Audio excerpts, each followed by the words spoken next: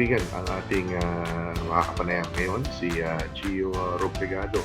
Siya po ang presidente ng Victoria University Students o Student Council o Association at nakabase siyempre po sa Wellington. Alamin natin ang mga kaganapan dyan sa Wellington. Geo, kumusta ka na?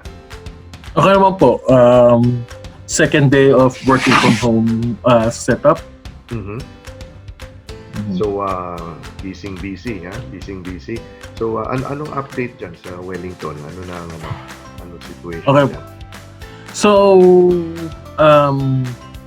as of today, day 2 na nga po ng lockdown. So, previous to the level 4 being implemented dito sa buong New Zealand, sa Wellington, Victoria University of Wellington nag-decide na ang university na mag lockdown, physical lockdown, which means all physical departments in campus ay sarado na, save for accommodation halls and student health. So yun na lang yung dalawang department ng university na nanatiling bukas.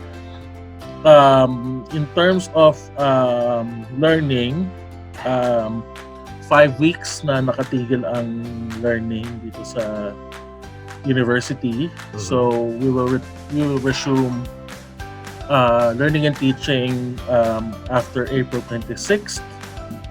So ang inaano namin para yung mga lecturers, yung mga academic staff be able to move their teaching to an online platform, and yung mga estudyante naman para masigurado na makauwi sila sa kanilang mga pamilya or maging safe sila kung nasan man sila maipit. So as of yesterday, maraming, I think the last numbers was around 450 na mga first years na nakauwi sa kanilang mga hometown. Tapos yung mga natira dito sa Wellington na mga mostly international students or mga students na mas safe dito sa Wellington kasi most probably yung uuwian nila may mga meron sila mga relatives or family na immunocompromised na, so they chose to stay here in Wellington. Ay karamihan sa kanila ay pinagsama-sama sa isang accommodation building, which is a warehouse. Warehouse yung aming one of our biggest university halls. Tapos meron din kaming facility for people na dapat i-quarantine, which is in an undisclosed location somewhere in Wellington. Gaano karami Gio, gaano karami ang mga estudyante dyan? Ang population ng Victoria. Total population of Victoria this year is, if I'm not mistaken, is around 20,000. Wow, laki pala, no? So, yung mga second year, third year, fourth year, tsaka mga postgraduates, karamihan sa kanila nagstay dito sa Wellington. Okay. Sa kanila mga flats. Yung mga first year, yung mga make sure na nakauwi sila. Okay. Tapos So, the university. Go on. The university also gave out 100 units of laptops or computers for sa mga estudyanteng walang devices para magamit nila for online learning. So, ang back to the University of Victoria University ay sa April 26. That's what you say.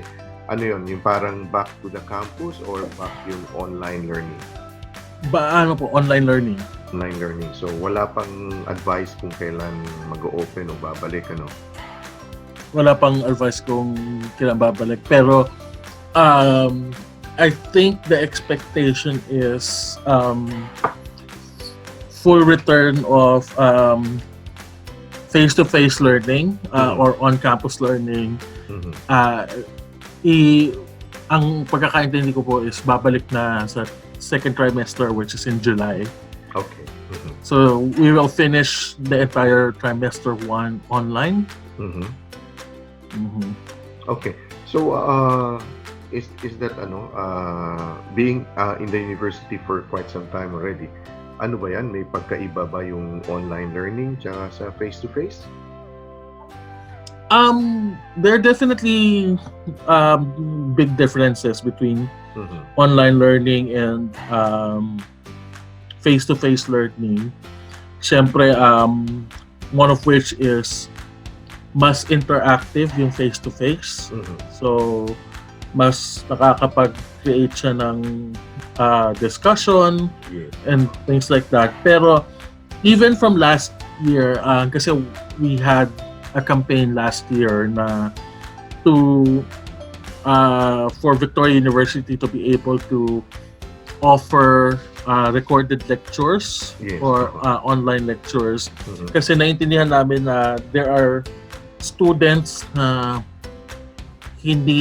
not most of the time makakapag-participate sa face-to-face environment. So, yun yung mga may disabilities, like deaf students or may learning disabilities, or may mga students din kami na single mothers or single fathers na namimili between attending class or taking care of their children. Okay, that's right. So, kaya rin namin pinush yung online learning environment.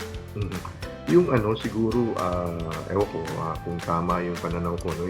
Yung mga first year ang medyo may challenges in terms of online learning kasi bago pa lang sila, kauumpisa lang nila ng universidad, tapos uwian at online na. Pero siguro sa mga second, third, medyo nakapag-adjust na at they're more mature. Do you think yun ba yung medyo nakikita mo, Gio? Sa observation ko po, parang almost the same yung Okay. yung pag-receive ng first year sa upper class Okay, that's good. around online learning. Mhm. Ang naging challenge lang, especially mga first year, karamihan sa kanila hindi pa nakakapag-prepare ng devices or ganon, which is something that was easily solved naman. Okay. Mhm. Ikaw naman, on a personal note, kumusta yung pag-aaral? Kasi you're taking up law dyan sa Victoria University. Kumusta naman yung pag-aaral na, Gio? Okay, so this year, dahil po ako ay nagsaserve as president, which is a full-time job, I was in-encourage na ako ng university na hindi mag-enroll Okay. for the year. So, meron talaga ako natural 1-year pause in my studies. Mhm. So, in terms of itong situation natin, hindi naman ako naapektuhan kasi personally dahil yun nga, hindi ako enrolled as a student this year. Mhm. Pero nakita ko rin yung kung paano nito na-disrupt yung normal study habits o study routines ng mga students natin dito sa Vic. Mhm. Yeah, kasi the last time nandito tayo, nung nandyan ako sa Wellington, mga around October yata yun, Gio? Doon tayo sa campus mo doon sa likod ng College of Law. Nakaupo tayo doon. So noon, enrolled ka pa noon, no? Enrolled ako po noon. So this is a 1-year full-time job as president of the, ano ba tawag nun? Victoria University of Wellington. Victoria University of Wellington Students Association. Student Association. And also you're engaged with other universities, di ba? Yung in your capacity as a president of this association.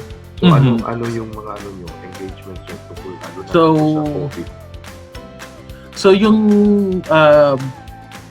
me as president of VUSA, kasi VUSA is a full member of the New Zealand Union of Students Association, which is the nationwide body of all student unions, Students Association. So I sit in the National Student Executive. Okay, so in terms of the national actions po, meron kaming nirelease na open letter addressed to Vice Chancellors and Chief Executives of all tertiary units, Yes. the government, and particular businesses to push for ano yung mga pwede nilang gawin to support students in during this situation, ano. So one example is one of our asks for the tertiary institutions is to have a pause or blanket extension of all assessments. Sa government naman, kung pwedeng masuportahan yung mga estudyante financially kasi whether it's in a form of universal allowance or any other financial support, kasi karamihan sa mga estudyante rin natin nagtatrabaho mostly in hospitality sector. Pero dahil nga may lockdown tayo ngayon, so unti-unti rin silang nami-made redundant. And then kailangan din nila siyempre pera para makapagbayad ng rent or makabili ng food items nila. So nag-request kami from the government ng some sort of financial support. Meron na ba? Meron na silang first na nakita namin from the government, which is not necessarily just for students but for everyone, is the government has declared rent freeze, rent increase freeze, and moratorium on evictions. Yes. Yes. Pero we're still pushing for that universal basic allowance. Ano ang general mood dyan ngayon sa Wellington, Geo? Ano po, tahimik. Tahimik, hindi masyadong ang naglalakad lang yung mga essential services na ano. Tsaka yung mga ibon. Mga ibon, libre sila. Naririnig mo. Gio, totoo ba yung narinig ko sa balita na yung sa public service, yung mga most of the bus drivers ay 70 years old daw sa Wellington, kaya medyo inaalagaan ng gusto. Totoo ba yun? Have you observed that? Karamihan po, ang dami ko nakitang mga matatanda na ho talagang bus drivers. Okay. Well, at least aware tayo na yung syempre yung vulnerability nila, no. Gio, maraming salamat sa iyong pagbigay ng oras, ano. Pero hindi na to yung una't huli, from time to time. Get in touch with you. Alam ko busy ka, so kahapon kasi mga kaibigan sinurpresa ko, sabi ni Gio medyo busy. Bigyan kita ng day advance notice, ano. Meron kang mensahe para sa mga estudyante, sa mga kababayan natin na dito sa New Zealand, sa Pilipinas at sa buong mundo? Yes, so the one message that we push in DUSA during this situation is for all students, and now extend ko na sa lahat ng tao, ang una nilang alalahanin ngayong mga panahon to ay kanilang their health, their safety, and their well-being on top of anything else. So yun muna unahin nila, and then make sure that they are safe, they are protected, their families are safe and healthy. And kami sa VUSA, we are trying our best to work with the university, important stakeholders para ma-push natin na kahit during this lockdown, our students are well supported. Ayun. Okay. Maraming salamat, Gio, at kumusta kay Mami at Daddy mo? Si Mama pumapasok po, doktora siya, di ba? Hindi po, naka-work from home din si Mama. Okay. That's kasi good. sa admin siya ng hospital nag-work. So. Okay. That's good. Okay. Thank you very much, Gio, and God bless and stay safe. Okay? Salamat din po. Okay, mga kaibigan, ito po si Geo Robrigado, presidente po ng Victoria University, Victoria University of Wellington Student Association. Siya po yung presidente ng mga kapanayam natin. Maraming salamat sa iyo, Gio. At mga kaibigan, yan po ang kwento namin ni Gio dito sa Ikwento Mo.